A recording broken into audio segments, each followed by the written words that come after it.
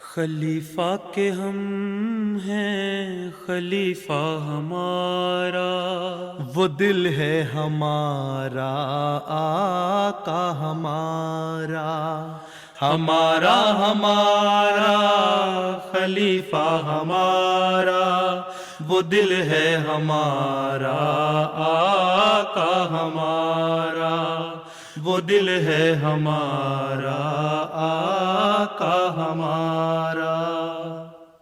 Assalamu alaikum and welcome back to This Week with Huzur. We are honored to present highlights from two mulaqats, one with Ansar members from Norway and the other with the Khuddam delegation from Sweden. We begin with Saturday's mulaqat, where Hadrat Khalifatul Masih Ayyadullah Ta'ala bin Nasr al-Aziz graciously met with members of Majlis Ansarullah from Norway.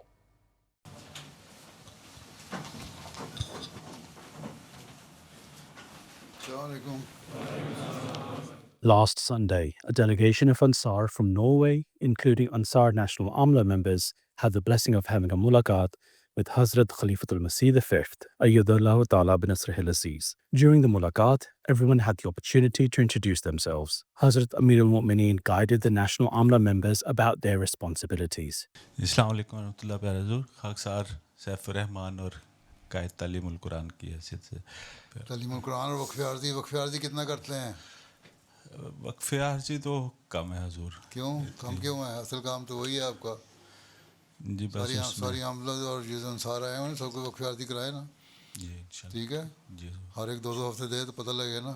During the mulaqat, Hazrat Amir al-Mu'mineen also spoke to the Qaid Tarbiyat and emphasized the importance of namaz and the Holy Quran. اگر انصاری نماز پڑھنی شروع کر دیں نا تو آباد ہو جائیں سینٹر، مسجدیں بھی توجہ دلائیں ذرا اچھی طرح، اور قرآن شریف پڑھنے کی طرف توجہ دلائیں، نماز اور قرآن، ٹھیک ہے، باقی اخلاص آپ ہی بڑھتا جائے گا۔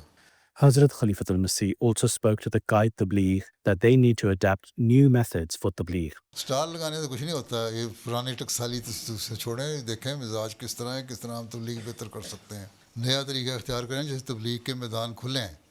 یہ نہیں ہے کہ جو ایک لائے عمل میں لکھا ہوا تھا آج سے 50 سال پہلے لکھ کے دے دیا کسی بزرگ نے، اسی پہ ہم نے چلنا ہے، وہ لکیر سے آگے ہٹنا نہیں۔ آپ لوگ انصار بے شک ہو گئے ہیں، عمریں تو زیادہ نہیں، بے شک سفید بال ہو جائیں آپ کے، جی حضور، تو جوانوں کی طرح کام کریں جی اور سفید دوم کو شمار کریں، دیکھیں نوجوان قسم کے انصار آپ کے پاس موجود ہیں۔ بنائیں ایسا لایا عمل کہ زیادہ سے زیادہ پیغام پہنچے، تبلیغ کریں، لٹریچر دیں، لوگوں کے رابطے کریں، سیمینار کریں، اکٹھے کریں لوگوں کو اور مدد کریں، جماعت والے لوگ آپ سے نمونہ حاصل کریں۔ انصار تو تجربہ کار ہیں، تو اپنے تجربے سے لوگوں کو فائدہ پہنچائیں، پلان کریں ایسا پلان جو نیا قسم کا ہو، سوئے نہ رہیں وہ۔ ٹھیک ہے۔ The attendees also had the opportunity to ask questions to Hazrat Amir al-Mu'mineen on a range of contemporary and religious issues. اللہ تعالیٰ اپنے عام جاری قانون قدرت کے تحت مسلمانوں اور غیر مسلموں دونوں کو جہاں ان کی محنت کا اجر دیتا ہے، وہاں دنیوی آزمائشوں کا بھی شکار ہوتے ہیں۔ حضور، سوال یہ ہے کہ ظاہری طور پر دنیا میں اہل ایمان اور کافروں سے اللہ تعالیٰ کے سلوک کے فرق کو کیسے دیکھا اور سمجھا جا سکتا ہے، جو غیر مسلموں کو بھی دکھایا جا سکے تاکہ وہ اللہ تعالیٰ پر ایمان لا سکے؟ پہلی بات تو یہ ہے کہ اپنا معیار اس حد تک لے کے جائیں جہاں پتہ لگے گا آپ کو واقعی تعلق ہے اللہ تعالیٰ سے۔ یہ کہہ دینا کہ الحمدللہ بسم اللہ بہت اللہ کا فضل ہے میں مسلمان ہوں، تو اس سے کہنے سے کافی نہیں ہوتا۔ 5 نمازیں فرض ہیں، وہ 5 نمازیں تو پڑھتے نہیں، جو بنیادی چیز ہے، جو سچائی ہے اس پہ تو قائم نہیں رہتے۔ اکثریت مسلمانوں کی تو یہی حال ہے نا۔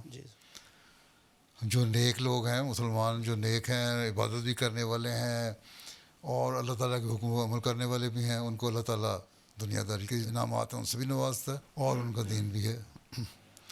اور پرانے زمانے میں جو صحابہ تھے ان کا یہی تھا، دیندار بھی تھے اور کروڑوں کے مالک بھی ان کو اللہ تعالیٰ نے بنایا۔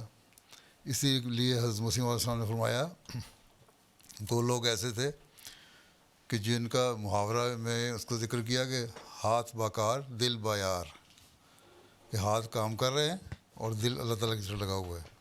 لیکن ہمارا کیا ہوتا ہے کہ ہمارا دل بھی پیسے کی طرف لگا ہوتا ہے, دنیا کی طرف لگا ہوتا ہے. نماز کا وقت آتا ہے, ظہر یا عصر کا نماز کام کے دوران میں نہیں کرتے, رات کو دیر تک بعض کام کرتے ہیں تو صبح فجر کی نماز نہیں وقت پہ پڑھتے. تو یہ ساری چیزیں جب ہوں گی تو کس طرح ہم کہہ سکتے ہیں کہ وہ اللہ تعالیٰ کی طرف سے نیکی اس کو ملی ہوئی ہے اور بڑا دیندار آدمی ہے. تو دیندار نام کا ہے, اس لیے جب وہ محنت کرتا ہے دنیا داری کی اور ساتھ لیبل لگایا ہوا ہے دینداری کا, اور ایک دنیا دار محنت کرتا ہے اور اس کا کوئی دھوکہ نہیں دیتا, کم از کم منافقت تو نہیں ہے اس میں, اللہ تعالیٰ پھر جب نتیجہ نکالتا ہے تو اس کو زیادہ نواز دیتا ہے.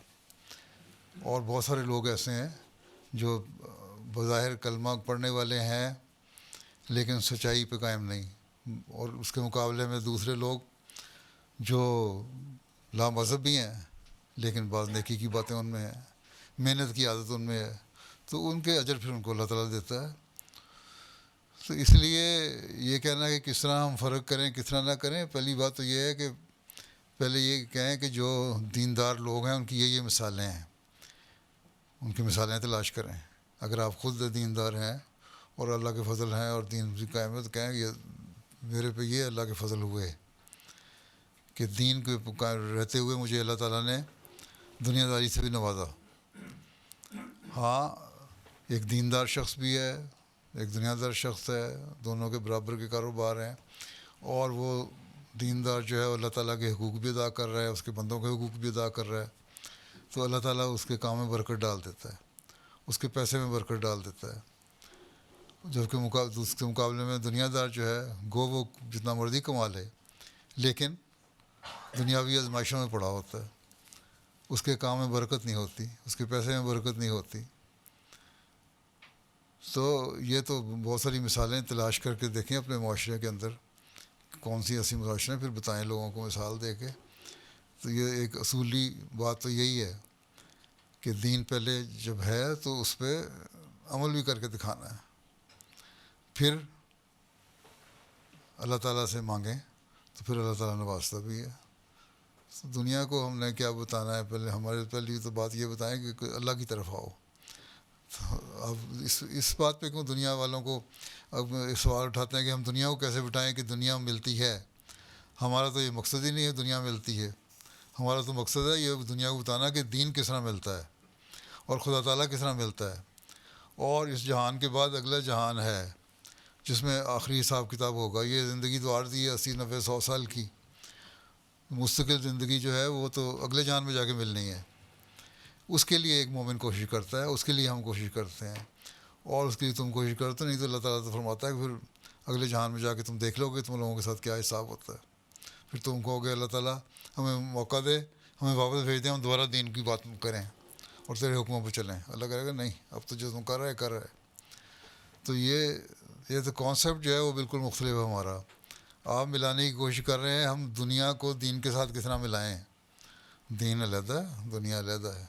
اس کو پہلے اپنے دماغوں سے نکالیں, اپنے بچوں کے دماغوں سے نکالیں, پھر اپنے معاشرے میں بتائیں کہ دین کیا چیز ہے, خدا کی طرف سے لے کے آئیں. بہت سارے لوگ تو لامذہب ہو چکے ہیں, خدا تعالیٰ کو نہیں مانتے. ان کو بتائیں کہ اللہ تعالیٰ ہے اور یہ اس کے نشانات ہیں ہونے کے, اور یہ میرا تجربہ ہے اللہ تعالیٰ کی وجود کا. ہمارے یہاں مختلف پروگرام ہوتے ہیں, ریویو ریلیجن والے پروگرام کرتے ہیں, دوسرے کرتے ہیں, اس میں اللہ تعالیٰ کی وحدانیت, اللہ تعالیٰ کی ایگزسٹنس کا ثبوت دیا جاتا ہے. تو یہ چیز ہمیں بتانے والی ہے, تم اللہ کو مانو پھر دیکھو تمہاری دنیا بھی تمہیں ملے گی, دین بھی تمہیں ملے گا. اس طرح اپنے پیغام پہنچانا ہے, لیکن اس کے لیے پہلے اپنے حالات کو بہتر کرنا ہوگا. جی حضور, میرا سوال ہے کہ جب بچے بلوغت کی عمر کو پہنچتے ہیں اور ان کی شادی ہوتی ہے تو آئلی زندگی کے متعلق ان کی کاؤنسلنگ کی جاتی ہے, لیکن اگر والدین بھی بعد میں کبھی انہیں آئلی معاملات میں کچھ نصائح کریں تو بعض بچے اسے اپنی زندگی میں مداخلت سمجھتے ہیں. نہ کیا کریں مداخلت, کس نے کیا کریں. سوال ہے کہ اگر بچوں کی صحیح تربیت ہے, بچوں کو اسلامی تعلیم کا پتہ ہے, بچوں کا دین کا پتہ ہے, تو ان کو پتہ لگنا چاہیے کہ ان کے کیا حقوق ہیں اور ان کی بیوی بچوں کے کیا حقوق ہیں. میں کئی دفعہ بیان کر چکا ہوں مختلف خطبوں میں, تقریروں میں, بلکہ جلسے کے دنوں میں نے مختلف حقوق پچھلے 2 سال سے 3 سال سے بیان کیے ہیں. ان نے بیوی کے حقوق, بچوں کے حقوق, خامد کے حقوق سب بیان کیے ہیں نا. ان سے کہو کہ پہلی بات تو یہ ہے کہ تم ایک احمدی مسلمان ہو تو تمہیں کونسلنگ تو ہو گئی اچھے تعلق رکھنے کے لیے, اس پہ تم عمل کرو, لیکن اس کے بعد اگر وہ دین پہ چل رہے ہیں اور ماں باپ کہتے ہیں نہیں ہمارے مطابق تم چلو, جو ہم کہتے ہیں وہ کرو, بیوی کو تم کہو کہ تم روز اٹھ کے اپنی ساس کو سلام کیا کرے یا ساس کے گھر میں آ کے رہے, اپنے گھر میں نہیں رہنا, تو یہ غلط چیزیں ہیں. ان کے معاملات میں دخل دینا نہیں چاہیے. جب بچہ جوان ہو جائے تو اس کے معاملے میں کیوں دخل دیتے ہیں؟ آپ جو خود تھے تو آپ کو بھی پسند نہیں تھا کہ ماں باپ آپ کے معاملے میں دخل دیں, ٹھیک ہے, بلکہ شادی نہ بھی ہو ویسے یہ جوانی میں قدم رکھتا ہے کہ انسان, اور اس معاشرے میں جو کھلا معاشرہ ہے یورپ کا یا مغرب کا یا ترقی ہے سو کال ترقی یافتہ لوگوں کا, اس میں تو وہ کہتے ہیں کہ ہم جوان ہو گئے, 18 سال ہماری عمر ہو گئی, ہمارے معاملے میں دخل نہ دو, ہم آزاد ہیں جو مرضی کریں. تو بچپن کی تربیت اگر ایسی ہے کہ وہ دین کی باتیں سنیں تو کونسلنگ کا بھی فائدہ ان کو ہوتا ہے. ہاں ورنہ ایک کونسلنگ ایک ہوتی ہے, اچھا یہ تمہارے حقوق ہیں اسلام نے رکھے, یہ تمہاری بیوی کے حقوق ہیں اسلام نے رکھے, ان پہ تم عمل کرنے کی کوشش کرو. اور اس کے علاوہ بہت سارے ایسے ہیں جو ان حقوق سے بڑھ کر حقوق ادا کرنے والے ہیں. یہ تو نہیں ہے کہ سارا ہمارا پورا ماحول ہی بگڑا ہوا ہے, چند ایک ہوتے ہیں بگڑے ہوئے, تو ان کو تربیت بچپن سے ہو گئی ہے صحیح تو وہ نہیں بگڑیں گے, اور اگر بچپن سے نہیں ہوئی تو پھر آپ کے جوانی میں جا کے ان کے معاملے میں دخل اندازی کرنے کا مطلب یہ ہے کہ ان کو آپ مزید خراب کر رہے ہیں, اپنے سے دور لے کے جا رہے ہیں. وہ آپ سے بھی دور جائیں گے, دین سے بھی دور جائیں گے. اس لیے ان کے معاملات میں دخل نہ دیں, چھوڑیں ان کو ان کے حال پہ, اور ان کے لیے دعا کریں. حضرت مسلم صلی اللہ علیہ وسلم نے فرمایا بلکہ بچوں کے لیے بھی تم اتنی دعا کرو. سب سے پہلی بات یہ ہے کہ بچوں کے لیے دعا کرو, اور سب سے بڑا ہتھیار یہی ہے کہ اللہ تعالیٰ ان کی نیک تربیت کرے اور اپنا نمونہ دکھاؤ. اگر آپ کا میاں بیوی کا نمونہ نیک قائم ہوگا بچوں کے سامنے تو بچوں کو ایک مثال سامنے ہوگی. اگر نہیں ہوگا تو کہیں گے اپنے آپ کو سنبھالیں, ہم ہی کے نصیحت کرتے ہیں, ٹھیک ہے. اس لیے ان کی تربیت کے بجائے نا جوان ہو گئے ان کو چھوڑیں ان کے حال پہ, کونسلنگ ہو گئی, اب میاں بیوی کو اپنی زندگی گزارنے دیں, آپ اپنے زندگی گزاریں اور اپنے نمونے قائم کریں. بڑے ہو کے بھی اب جو اپنی مثال قائم کریں گے ان کے سامنے تو وہ خود دیکھ لیں گے کہ یہ مثال ہمارے سامنے ہمارے ماں باپ کی ہے, تو ہم نے اس طرح زندگی گزارنی ہے. جی پیارے حضور, میرا سوال جو ہے وہ نظام وصیت اور مقبرہ موسیان سے متعلق ہے. حضرت مسیح موعود علیہ الصلوۃ والسلام رسالہ الوصیت میں فرماتے ہیں, واضح ہو کہ خدا تعالیٰ کا ارادہ ہے کہ ایسے کامل ایمان والے ایک ہی جگہ دفن ہوں تا آئندہ کی نسلیں ایک ہی جگہ انہیں دیکھ کر اپنا ایمان تازہ کریں.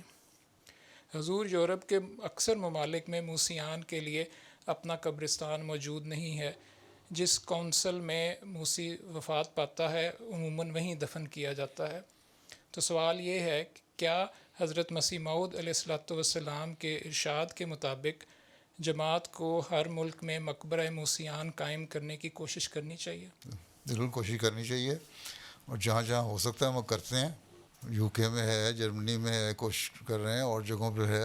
بہت بڑے وسیع ملک ہیں تو مختلف شہروں میں مقبرہ موسیان ہے, اور آپ لوگوں کو بھی کوشش کرنی چاہیے کہ قائم ہو.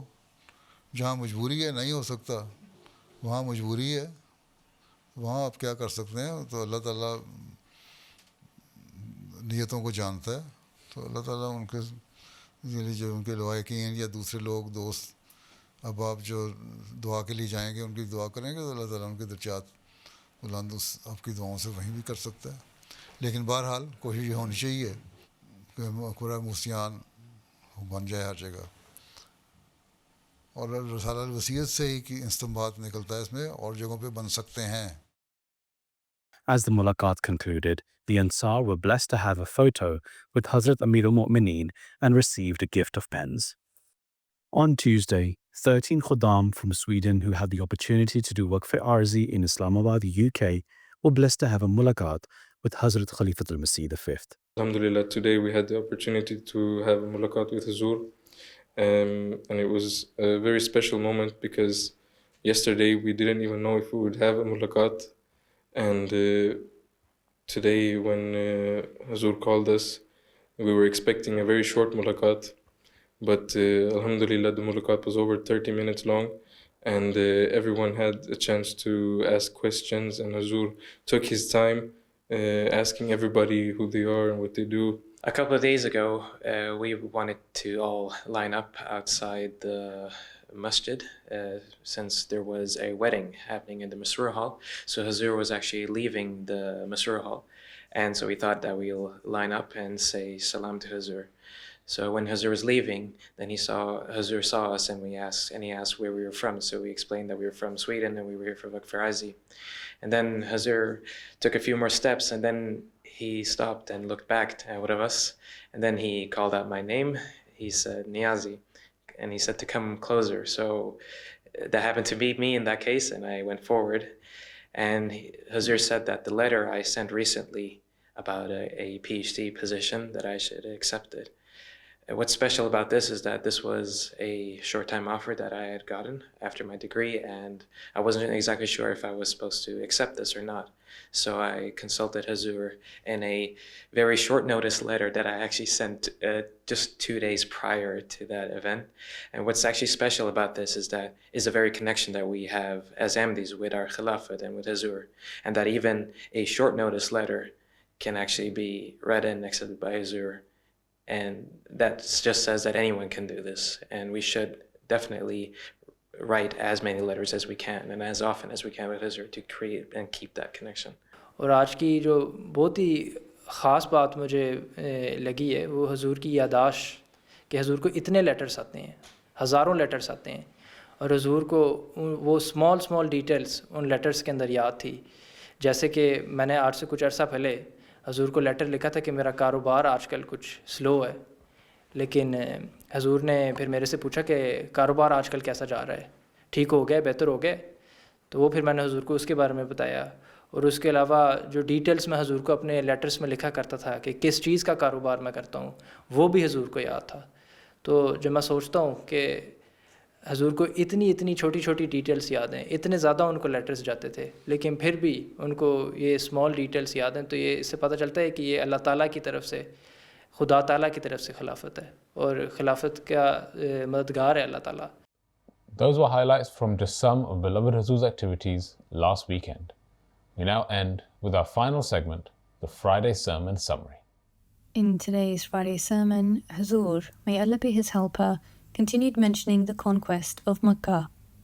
Huzur, may Allah be his helper, narrated an incident of Abu Sufyan, who upon witnessing the devotion of Muslims and the leadership of the Holy Prophet sallallahu alaihi wasallam, began to feel the truth of Islam.